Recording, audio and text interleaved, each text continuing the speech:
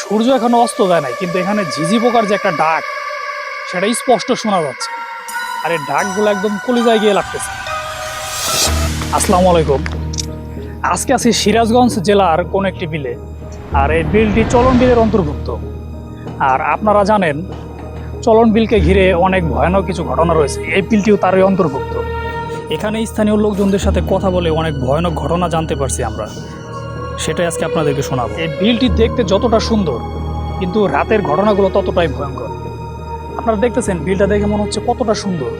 সুন্দর হলেও এখানকার যে ঘটনাগুলো গা শিউরে ওঠার মতো। এখানে রাত্রে আসতে মানুষ খুবই ভয়। এদিকটা যদি দেখায়, বিকেলে সূর্য অস্ত যাচ্ছে, কতটা সুন্দর লাগতেছে মনোরম পরিবেশের দৃশ্য। কিন্তু যখন সূর্য অস্ত যে মাগরিবের আজান দেবে, একটু গভীর রাত হবে, তখন থেকে এর ভয়াবহতা নেমে আসে এখানে।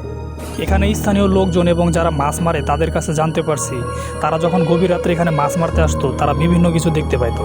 যেমন তাদের নৌকার সামনে বড় বড় মাছ দেখা যেত, কিন্তু তাদেরকে তারা কখনো ধরতে পারতো না।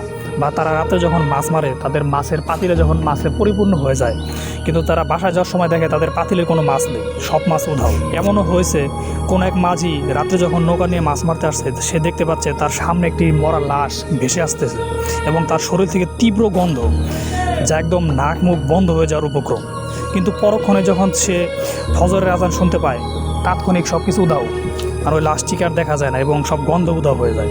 আসলে রহস্য কি তাদের কাছে আজও অজানা। সূর্য এখনো অস্ত যায় নাই, কিন্তু এখানে ঝিঝি পোকার যে একটা ডাক সেটা স্পষ্ট শোনা যাচ্ছে। আর এই ডাকগুলো একদম কলিজায় গিয়ে লাগতেছে।